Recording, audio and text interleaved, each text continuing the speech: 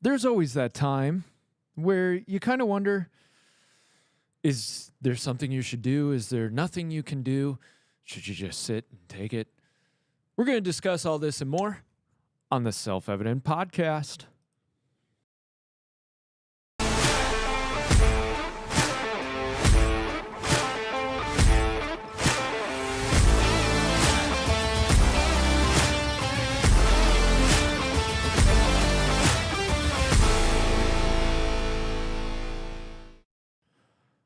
Welcome to the Self-Evident Podcast. You got Mike Massey, should be tuning in at some point today.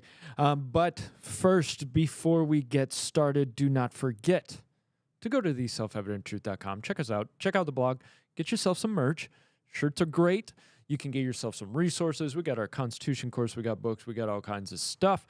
And don't forget, guys, hey, we have a fundraising drive that we are doing right now. Our goal is $30,000. Shouldn't be too hard, shouldn't be too bad for us, but please, by all means, go to theselfevidenttruth.com, click that donate button if you feel so inclined to give, if it's on your heart to give. I know some people have a problem with us putting out the fundraiser right away, but we don't care. We're going to do it. So there. But check it out. Let us know if that's something you'd like to do. By all means, sign up for the monthly Torchbearer Society. Become a torchbearer. Become part of the team. Help us get where we need to go. Mind you, September, we are going to be heading back out to Texas. So if you are a Texas fan, man, we are coming for you. We will have those events up. I honestly don't know if they're up on the website just yet, but if they're not, they will be very soon.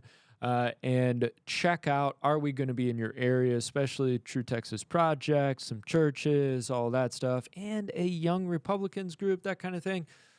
We got you guys covered. We will be there for a couple of weeks, so come on out, say hi. If you're listening on the podcast, here's what I want you guys to do. And we say it, but I'm going to say it mano y mano. If you listen to the podcast, would you please take a second to go ahead and leave a review? You don't even have to type something out, but on Spotify, it's the 5-star system. You click what you want to leave. Apple, they've got their own review system as well. Please leave a review. That helps other people find what you gather resources, knowledge, value from. So if you find any value in this, or even if you don't, leave a review, leave a star. If you're watching on YouTube, Facebook, all of the stuff, Rumble, leave a like, leave a comment, subscribe, do all the things, please. There, I said it all. Now, we're going to get into it. Should Christians allow themselves basically to be doormats?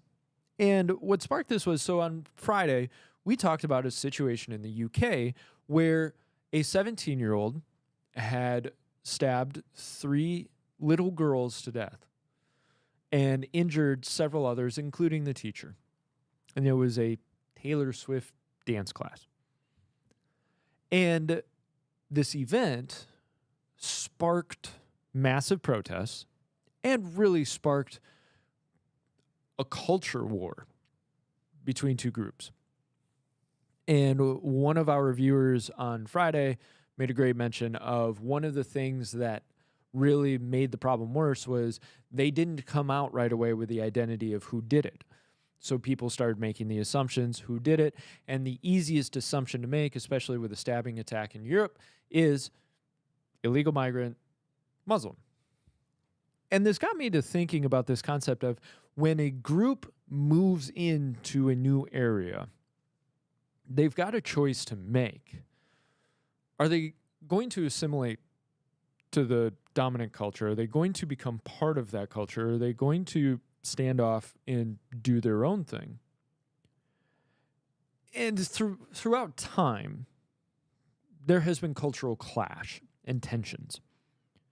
Even so back as far as biblical times and before then,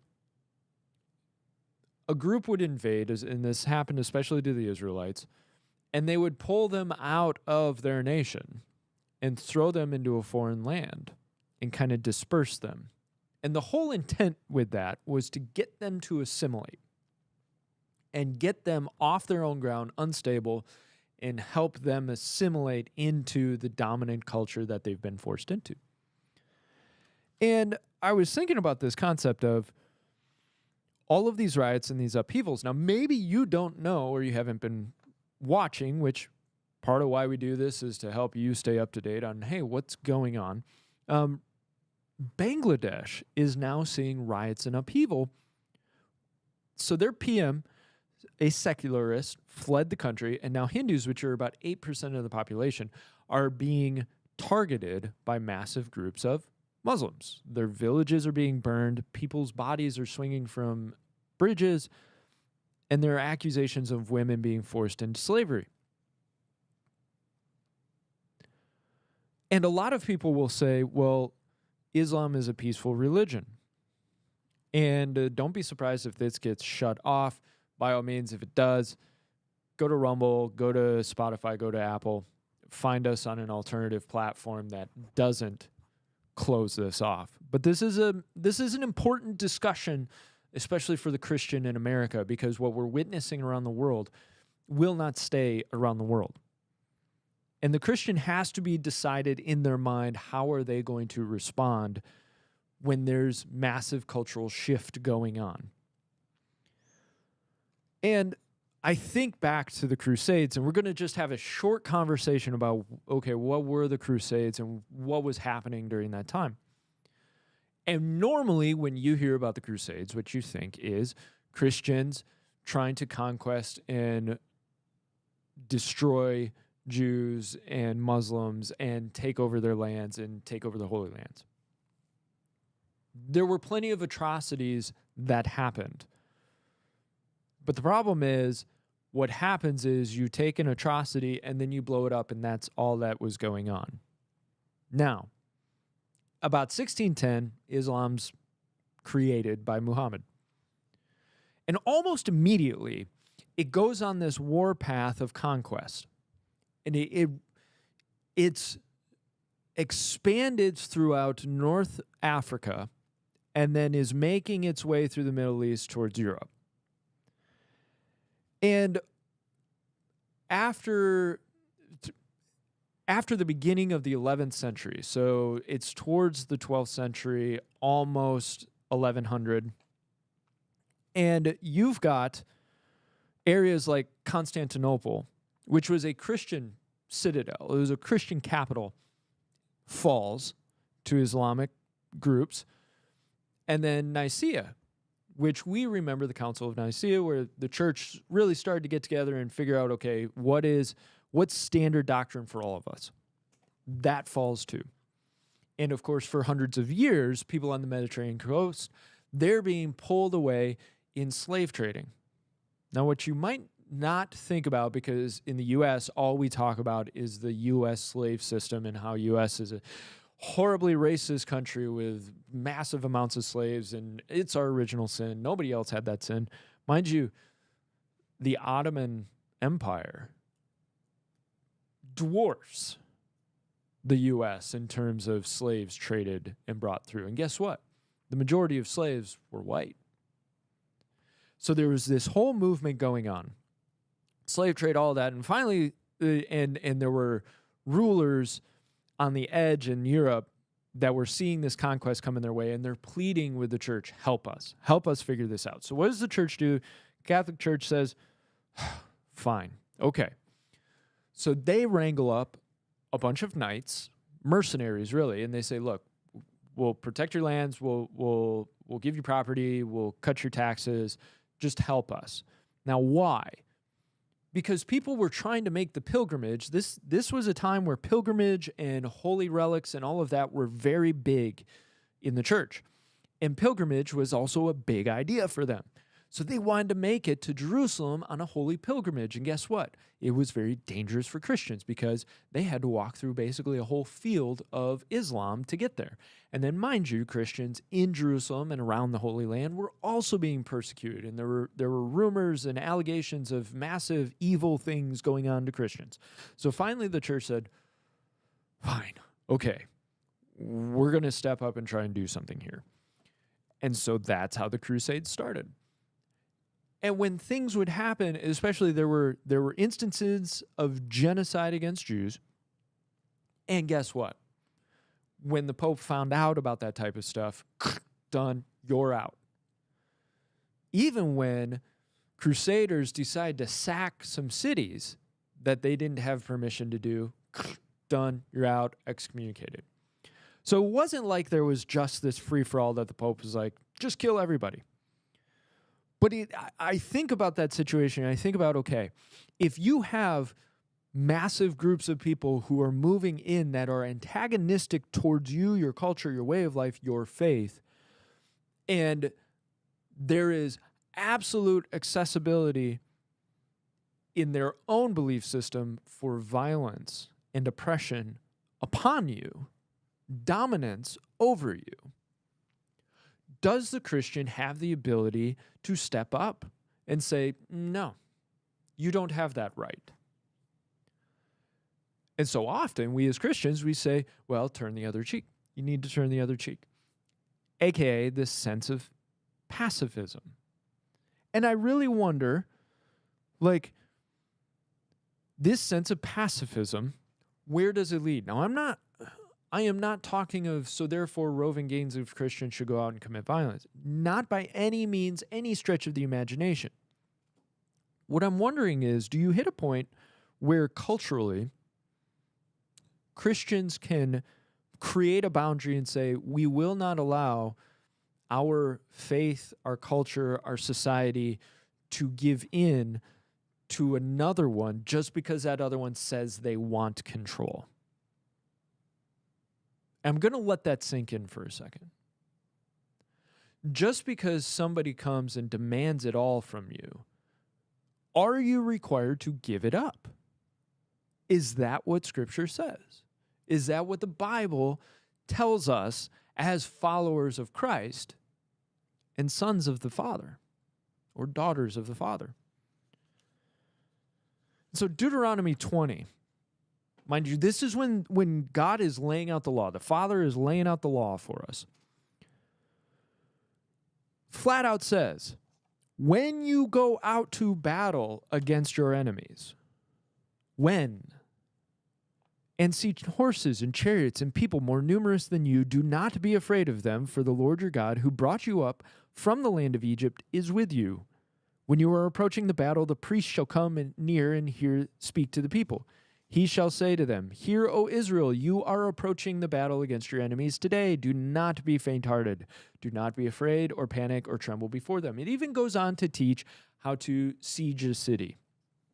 Teaches laws of warfare. Also, you had David, who was a man of war, who was after God's own heart. Now, God told him, you can't build my temple, dude. You got blood on your hands.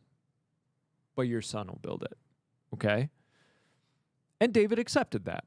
Then you've got the Israelites who were required to go before God before they could go to war. They had to go to the Lord, seek the Lord's wisdom and guidance on the situation before they could go out to battle.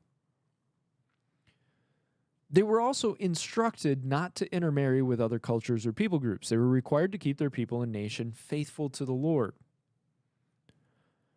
And then there's the commandment, thou shalt not kill. This is not, you cannot end a life. And I think we just kind of paper over that and we say, okay, you cannot end a life. After all, God never, did you ever think about the fact that God never punished David for the multitude of lives he took in war? Never. God never punished him for that. He punished them for his adultery with Bathsheba and the life he took because of it. Now, the commandment actually means you shall not take a life without cause. So there is some sense within God's law of you can protect yourself, or if you need to take a life in defense, that option may be open to you. Now, you're going to say, but that's the Old Testament. That's the Old Testament. We're under a new covenant. I agree, we're under a new covenant. But here's my issue with that. Is Christ consistent with the Father? And if he is, does that mean the stuff in the Old Testament, well, that stuff is actually opposite now. Whereas you could defend your nation as per God's people, but now, no, not allowed to defend your nation. You could take a life without cause, or you could not take a life without cause, but you could take a life with cause. Say if somebody broke into your house at night, you had defense of your house. Is that opposite now? Because if the Father is the same yesterday, today, and tomorrow, and Christ is a physical manifestation of the Father, doesn't it argue that, hey, maybe we're looking at this a little bit wrong in how we see Christ? So Jesus himself said, if you've seen me, you've seen the Father. He also said, I do nothing on my own initiative or authority. Just as I hear, I judge. And my judgment is just because I do not seek my own will, but the will of him who sent me.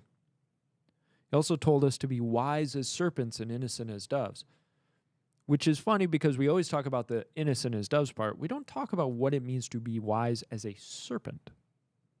Careful. You can see what's ahead.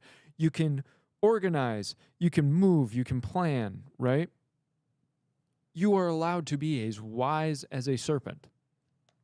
And so if the Father put value and priority on his people protecting themselves as a faith, as a culture, as a nation, do we as Christians have the opportunity or even the right to do it ourselves? Because some people will argue, well, yeah, but we're part of the body. We don't have a nation here, so therefore there is no nation for us to protect. Okay. I want to ask a question. What is right? To stand in the gap to protect wives and children and the defenseless against an invader that means them harm, or to allow that invader to do as they wish because Christ taught us turn the other cheek? Which is right in our own eyes? And I think about this because obviously there is that turn the other cheek portion. There is that sense of humility in the face of evil. Don't seek revenge. Vengeance is the Lord's.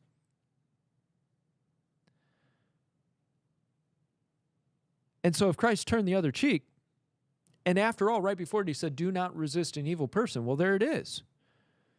You must watch as invaders carry your wives and children from your house.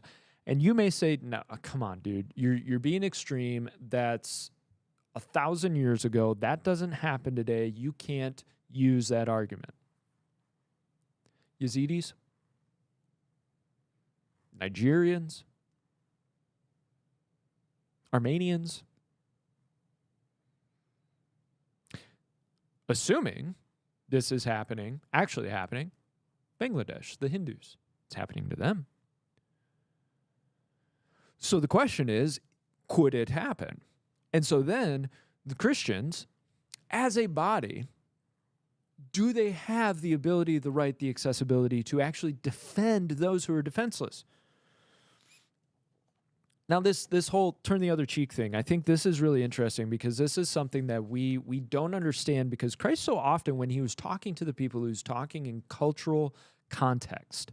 And the people understood what he was saying, but now we look at it disinfected, sterilized, completely out of context, and so we take the wrong lesson from it.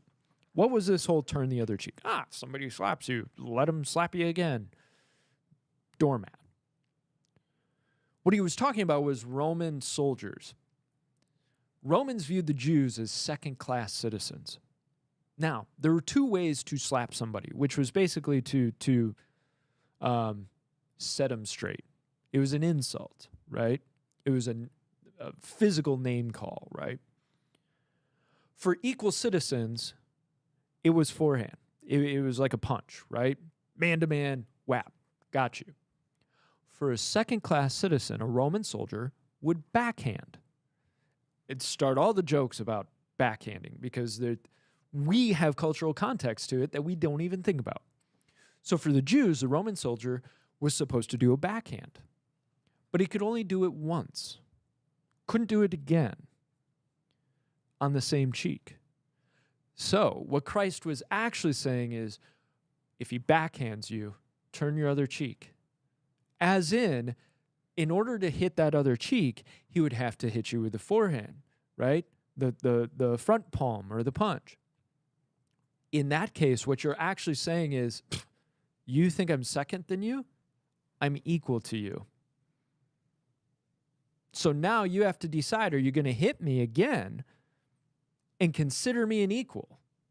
Or are you not going to hit me again? Either way, the Jew actually comes out ahead because it's a humble reproof of what the Roman soldier was trying to show through action. And what Christ was getting into on this whole thing was petty revenge. That whole eye for an eye, so the Jews could only see eye for an eye. They could only see it through, I got to get revenge, petty revenge. I've got to stand up. I'm going to get them back. I was insulted. I'm going to insult you back.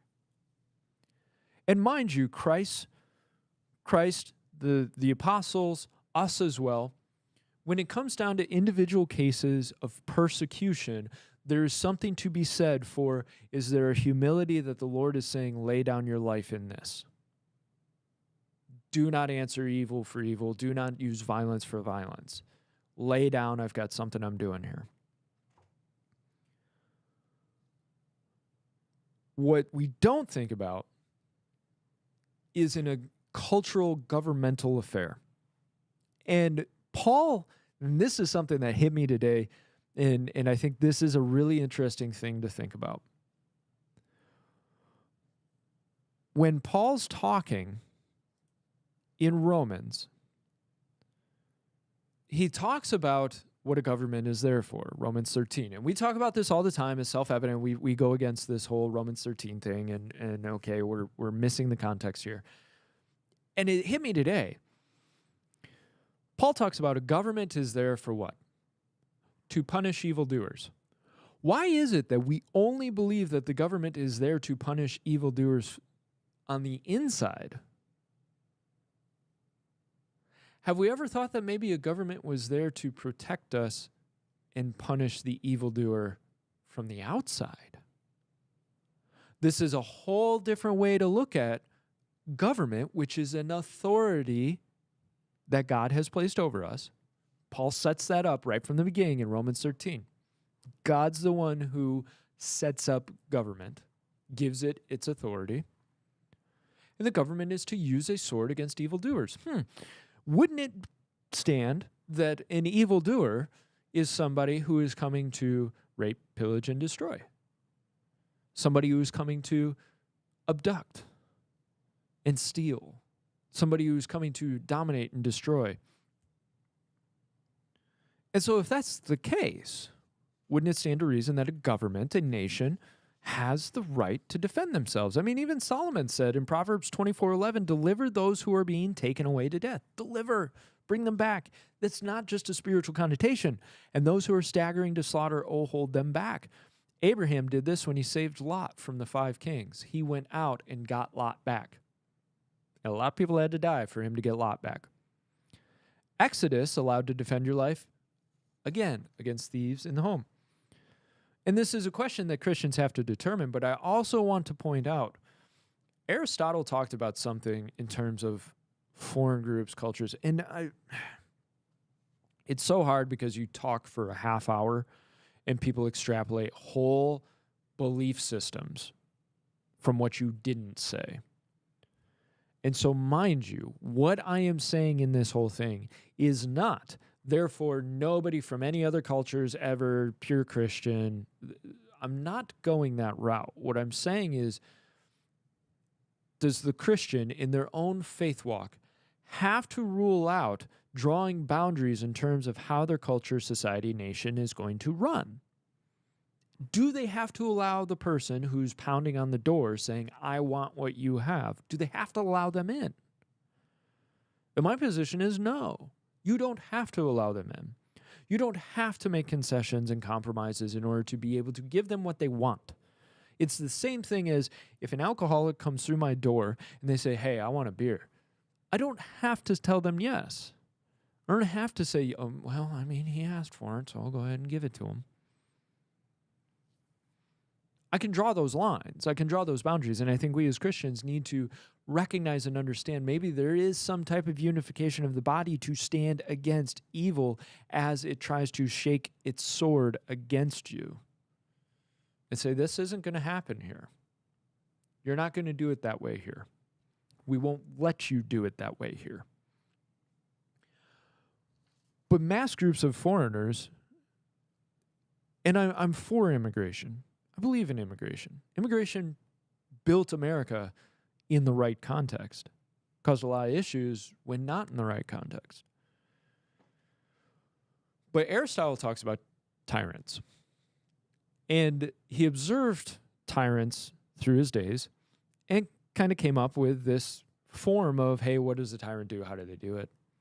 And one of the things that he was talking about in terms of tyrants, in this one, is specific to this whole conversation especially. I mean, there's obviously crisis, uses instability, keeps the people broke, so that way the people have to rely on the government, and so on and so forth. One of the things that Aristotle talked about was moving in mass amounts of foreigners, because foreigners don't have allegiance to the nation and the citizenry. They're going to have allegiance to the one who's providing them access. And they have a lot less qualms about standing against the citizens themselves if they need be. And I've mentioned it before when we talk about this whole open borders policy, especially in the U.S., and millions of people are moving in. Who are they pledging allegiance to? There's plenty of video of these people coming through, and the person behind the camera is simply asking, Biden? Yeah, Biden. Yeah, Biden. Yeah, Biden. They have an allegiance coming in because this person is offering them things. They're getting the stuff that they want, and so then they're saying, well, the citizenry, I don't care about them, but I care about the person that brought me in. I can be loyal to that. And a tyrant will actually build in a safety structure for themselves by building that buffer zone, by having allegiance from people from the outside who aren't being crushed. And that way, those who are being crushed have to get through somebody in order to get there, right? And if you look at the UK, do you notice what's going on in the UK is tyranny? And it's tyranny that we're watching, and we've got a vice president candidate who flat out said free speech, the First Amendment, does not cover misinformation or hate speech, especially in the sphere of democracy. He is telling you, if you talk bad about the government, we'll label it hate speech or disinformation, and then you don't have your First Amendment. That's tyranny. And in the UK, they are flat out telling people, we will use the full force of the law if you so much as retweet something that is seen as misinformation. It's tyranny putting itself into position. And we've watched this mass movement into European countries, and we're watching it here at the US, and you can't help but look and say, boy, almost seems like it's coordinated. And the question the Christian has to ask themselves, and this is where I think if you look at, say, the structure of the Catholic Church, there's more of a unity within the Catholic Church in terms of macro organization. Because we in the Protestant movement, the Reformation movement, we all have our own denominations, and it's a lot harder to get people to work together. I'm not making a judgment on who's right and who's wrong. All I'm saying is there is a better aspect of mobilization within the Catholic Church, I think, than the Protestant side. That is minor in this whole conversation. But the conversation remains to be, does the Christian body need to start unifying and having that hard conversation of what do we want to protect for our kids, for our grandchildren? Because if I look at you and I say, well, I need to be passive, I need to be a pacifist, I can't make a boundary, I can't say anything ill about another people group, another culture, another religion, because then I'll be xenophobic, and that's not the love of Christ. then I have to wonder, am I hating my progeny by not stepping up and saying, look, no, this isn't right for our nation. This isn't right where we're going. And if you want to argue, yeah, but Christ grows in times of persecution. Tell that to Syria. Tell that to Lebanon. Tell that to Constantinople. Tell that to Nicaea. Oh, wait, those names changed and have not changed back. You've got plenty of areas that were massively Christian. Because despite what you're told and what you want to believe, Christianity is not a white man's religion.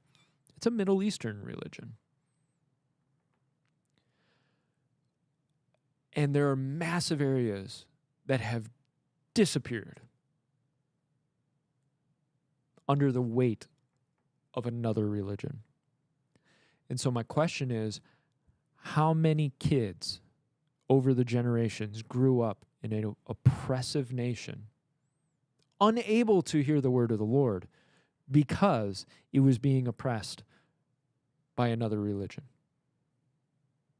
And you can make yourself feel better and say, yeah, but Christ is going to get to them.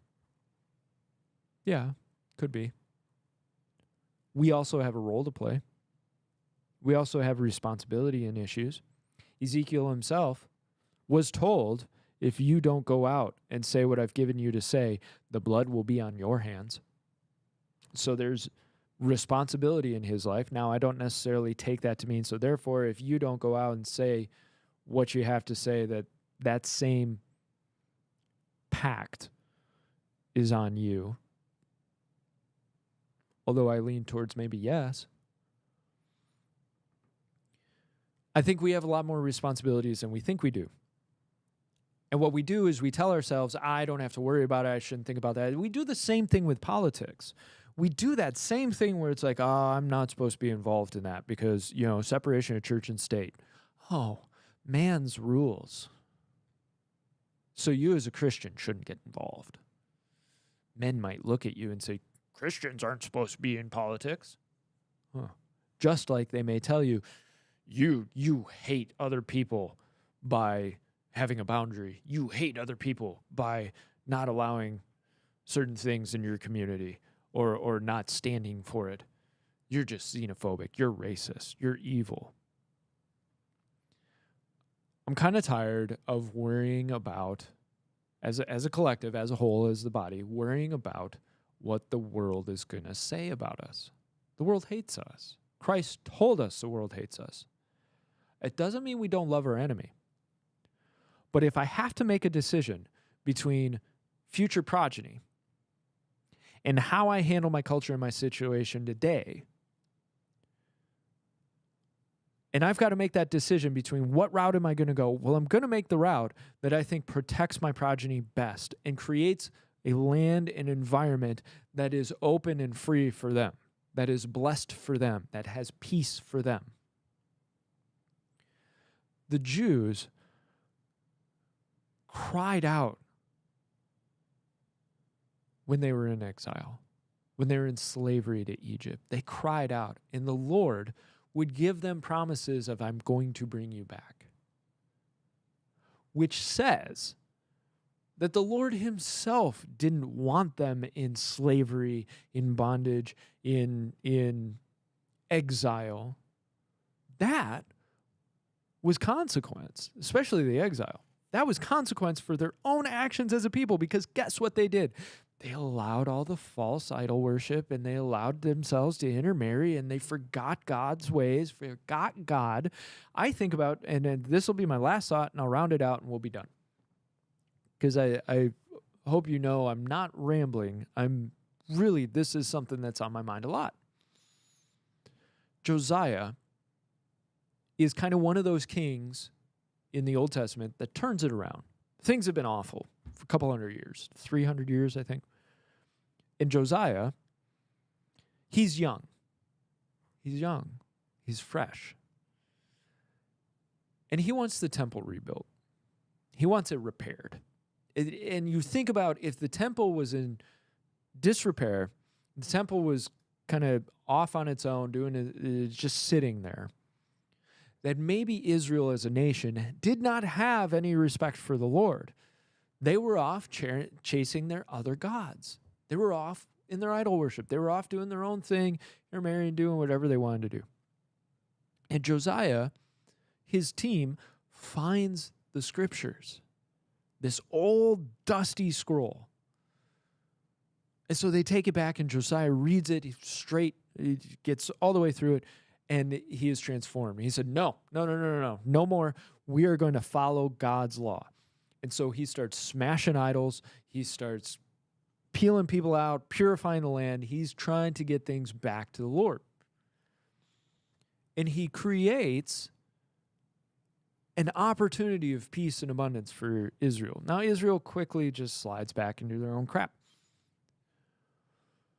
But there's something to be said for a people group who honors and reveres the Lord, who upholds the Lord and wants to protect that blessing and peace. And you may say, oh, that's only for Israel. I don't think that's true. Because if we look at the founding documents of America, especially during the colonies, whether it's the Virginia Charter, the Mayflower Compact, Fundamental Orders of Connecticut, let's go even further in and say the Declaration of Independence or the Northwest Ordinance of 1787, like all of these documents, and then you start looking at state constitutions and all that, all of them talk about honoring God, revering the divine, the almighty, and setting up this land for religion and morality. So if all of our founding documents, I think I can say all, maybe not every single one of them, but the vast majority reference, revere, and uphold God's authority over us and what this land was intended for, doesn't it stand to reason that we stood before God and said, as a people, as a nation that is being birthed, we want to respect and honor you. We want to live under you, Lord.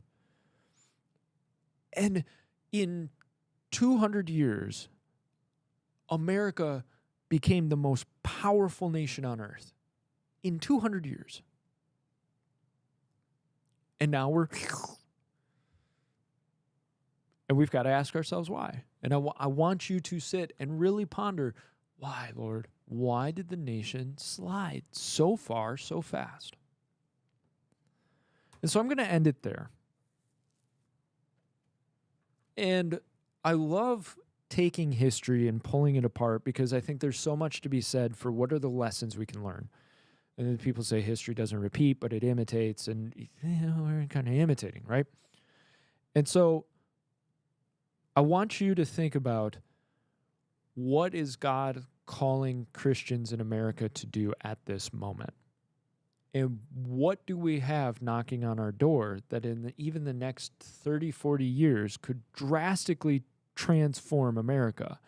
And that's why I think global politics is so important, because all you have to do is look out your window across the street and see what's going on at your neighbor's house.